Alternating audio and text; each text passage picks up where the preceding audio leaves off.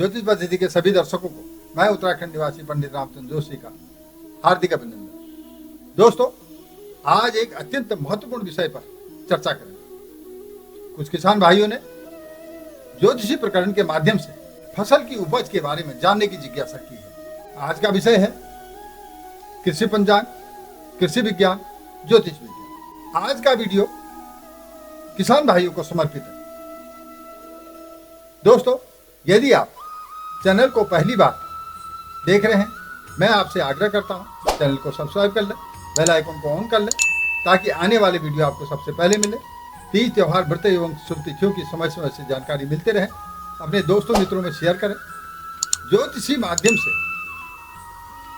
यदि आपको कोई भी जानकारी चाहिए तो मेल या कमेंट के माध्यम से दे सकते हैं। दोस्तों, समय का सदुपयोग करते हुए देखते हैं किसान भाइयों को समर्पित आज का वीडियो।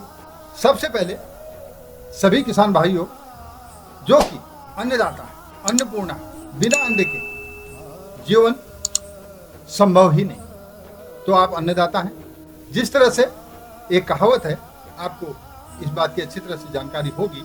आप और आपकी फसल का जो माध्यम है वो ये है, कहावत के माध्यम से, उत्तम खेती मध्यम बान, अधम चाकरी भीख निदान। जैसे कि आप इसका अच्छी तरह से अर्थ समझते हैं, क्योंकि किसान भाइयों को ये जानकारी पहले से है। उत्तम खेती, खेती से उत्तम कुछ भी नहीं, सबसे उत्तम खेती। मध्यम बान, बाकी चीजें सारी की सारी आप अच्छी तरह से इस बारे में जानते हैं कि मध्यम बान, सब चीजें मध्यम है। दूसरी जैसे नौकरी चाकरी है या भीख निदान है, इसका अर्थ एकदम स्पष्ट है कि सबसे उत्तम खेती। खेती के बारे में सबसे पहला प्रकरण अगर हम जानना चाहेंगे और बताना चाहेंगे और चर्चा करना चाहेंगे तो आपको देखना होगा और ध्यान से सुनना होगा इस बात। यदि आप नमी वाली फसलें बो रहे हैं तो आपको इस बात का ध्यान देना होगा, अमावस्या से पूर्णिमासी के बीच उत्तम हो। नमी की फसलें आप समझ रहे हैं, तरल पदार्थ की फसलें। पूर्णिमासी पर चंद्रमा का प्रभाव रहता है, सभी लोग जानते हैं इस बात को। किसान भाई, पुराने किसान भाई इस बात को अच्छी तरह से जानते हैं कि नमी की फसलें अमावस्या से लेकर पूर्णिमासी के बीच बोना चाहिए, यही उत्तम होती है।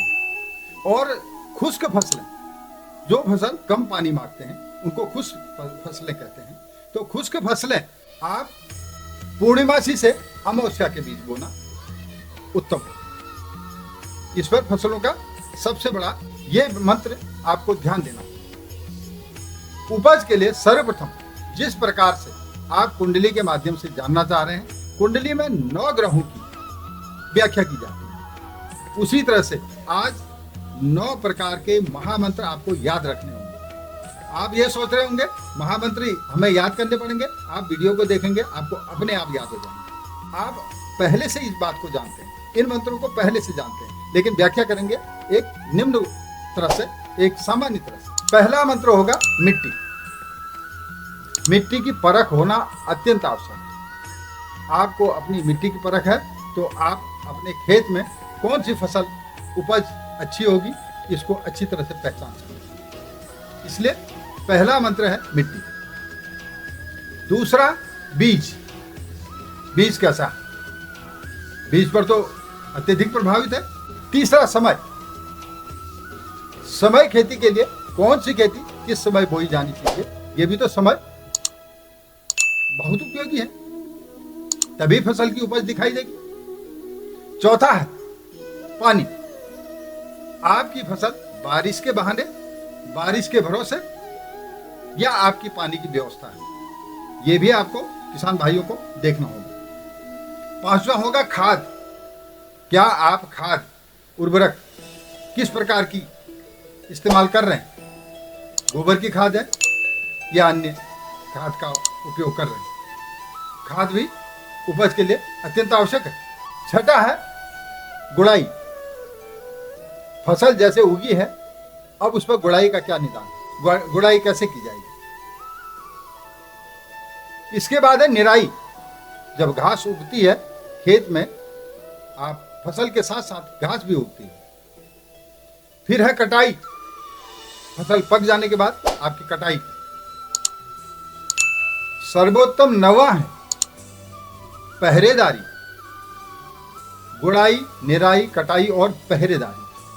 पहरेदारी जिस प्रकार से एक व्यक्ति विशेष अपनी नौकरी में रोजाना जाता है, उसी प्रकार से एक किसान भाई अपने खेत की निगरानी रोज करनी होगी, चाहे वो पशु पक्षी की लिहाज से, चाहे पानी के लिहाज से, चाहे कीड़े मकोड़े खेती को नुकसान पहुंचा रहे हैं। इसलिए खेत की निगरानी अत्यंत आवश्यक है। दोस्तों, आप इस बात को अच्छी तरह से जानेंगे कि जिस प्रकार से मैंने 9 महामंत्र बताए हैं, इसमें से अगर मैं पूरे के पूरे की व्याख्या करूंगा, मिट्टी, समय, पानी सबकी अगर व्याख्या करूंगा तो वीडियो लंबा हो जाएगा। बाकी की व्याख्या मैं फिर से करूंगा दोबारा, लेकिन इस समय जो महत्वपूर्ण है मिट्टी की व्याख्या करेंगे। नंबर 1 की व्याख्या करेंगे, मिट्टी कैसे परख होगी, मिट्टी की परख कैसे की जाएगी। मैं मिट्टी के प्रकार बताऊंगा, जबकि भारत में भौगोलिक दृष्टि से 7 प्रकार की मिट्टी पाई जाती है, परंतु ज्योतिषी प्रकरण से अगर आप देखते हैं, औषधि प्रकरण से अगर आप देखते हैं, तो भारत में 9 प्रकार की मिट्टी भी पाई जाती है, 9 ग्रहों की तरह। सबसे पहला काली मिट्टी, जिसको कपास की मिट्टी कहते हैं। नंबर 2 दोमट मिट्टी, जिसको मिश्रित मिट्टी कहते हैं। नंबर 3 जलोढ़ मिट्टी, भुरभुरी मिट्टी, कई किसान भाई इसको भुरभुरी मिट्टी कहते हैं। नंबर 4 लाल मिट्टी, चूना मिट्टी जिसको कहते हैं। और चूना मिट्टी से आप समझ सकते हैं कि ये ईंट वगैरह में भी बहुत इस्तेमाल होती है, तो ईंट के लिए भी बहुत उपयोगी मानी जाती है, तो ये लाल मिट्टी है। पीली मिट्टी, पीली मिट्टी को औषधि मिट्टी कहा जाता है। नंबर 6 रेतीली मिट्टी, जिसको पथरीली मिट्टी कहते हैं। आप समझ सकते हैं, पथरीली मिट्टी रेतीली मिट्टी में कहलाती है। नंबर 7 चिकनी मिट्टी, आप नाम से ही समझ रहे होंगे, चिकनी फिसलने वाली मिट्टी। नंबर 8 दलदली मिट्टी, इसको जैविक मिट्टी भी कहते हैं। नंबर 9 नमकीन मिट्टी, ये ऊसर मिट्टी भी कहलाती है, ये समुद्र तटी मिट्टी है। अब हम इसकी व्याख्या करेंगे। 9 प्रकार की जो मिट्टी है, इसकी व्याख्या करेंगे। कौन सी उपज, कौन सी फसल किस मिट्टी में अधिक होती है। नंबर 1 काली मिट्टी की बात करेंगे, जिसको मैंने कपास मिट्टी कहा है। कपास की मिट्टी में कपास, गेहूं, धान, ज्वार, बाजरा, चना, मटर, सरसों, मक्का, अलसी, गन्ना, सब्जी जैसी उत्तम फसलें होती हैं। नंबर 2 दोमट मिट्टी की बात करेंगे। दोमट मिट्टी जैसे मैंने मिश्रित मिट्टी बताया, गेहूं, धान, ज्वार, बाजरा, चना, मटर, अलसी, गन्ना, सरसों, मक्का, तिलहन, सब्जी, केले भी इस मिट्टी में उत्तम होते हैं। नंबर 3 जलोढ़ मिट्टी, जिसको मैंने भुरभुरी मिट्टी बताया। इसमें मक्का, मटर, चना, गेहूं, धान, गन्ना इत्यादि फसलें उत्तम होती हैं। नंबर 4 लाल मिट्टी, जिसको चूना मिट्टी कहा जाता है। उस पर गेहूं, धान, ज्वार, बाजरा, चना, मटर, सरसों, आप देखते हैं सरसों काली हो, पीली हो, उत्तम होती है। मक्का, दलहन, सब्जियां, आम, संतरे, खट्टे मीठे फल भी इस पर उत्तम होते हैं। नंबर 5 पीली मिट्टी, जिसको औषधि मिट्टी कहा जाता है। औषधि मिट्टी में बहुत अच्छी उपज गाजर, मूली, आलू, मूंगफली, टमाटर, मक्का, तरबूज, बीन्स, ककड़ी, सोयाबीन, केले, दलहन, फल एवं फूल, फल फूलों की भी फसलें बहुत अच्छी पाई जाती हैं। नंबर 6 रेतीली मिट्टी की बात करेंगे। रेतीली मिट्टी जो पथरीली मिट्टी है, उस पर ज्वार, बाजरा, चना, मक्का, सरसों। नंबर 7 चिकनी मिट्टी, फिसलने वाली मिट्टी, गोभी, मटर, बीन्स, सोयाबीन, काबली चना, मटर, टमाटर, गन्ना, केले जैसे फसल उत्तम पाई जाती है। नंबर 8 दलदली मिट्टी, जिसको मैंने जैविक मिट्टी के बारे में बताया था पहले। लहसुन, प्याज, चुकंदर, पालक, आंवला की खेती, अमरूद की खेती, इस प्रकार की सूर्यमुखी के फसल की खेती बहुत उत्तम पाई जाती है। नंबर 9 नमकीन मिट्टी। नमकीन मिट्टी को ऊसर मिट्टी भी कहा जाता है। ये समुद्र तटी मिट्टी है। समुद्री तटीय मिट्टी पर सबसे उत्तम फसल नारियल, कॉफी, काजू, रबर, काली मिर्च जैसी उत्तम फसल बहुत अच्छी होती है। दोस्तों वीडियो लंबा हो जाता है, अगले वीडियो में बाकी 8 की व्याख्या करूंगा।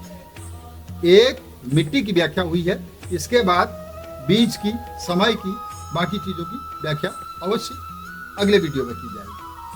आप ध्यान से देखें, ध्यान से सुनेंगे तो बहुत सारी चीजें आपको एकदम स्पष्ट हो जाएंगी कि वास्तव में मिट्टी कितनी इंपॉर्टेंट है फसल के लिए। फसल की उपज के लिए मिट्टी ही सर्वोत्तम है, सर्वोत्तम महामंत्र है मिट्टी। अगर मिट्टी की फर्क है तो आप निश्चित मान लें कि आपके लिए आपकी फसल अवश्य उपयोगी होगी। दोस्तों वीडियो लंबा हो जाता है, मिलते हैं ज्योतिष पद्धति की अगली श्रृंखला में। जय मां भगवती।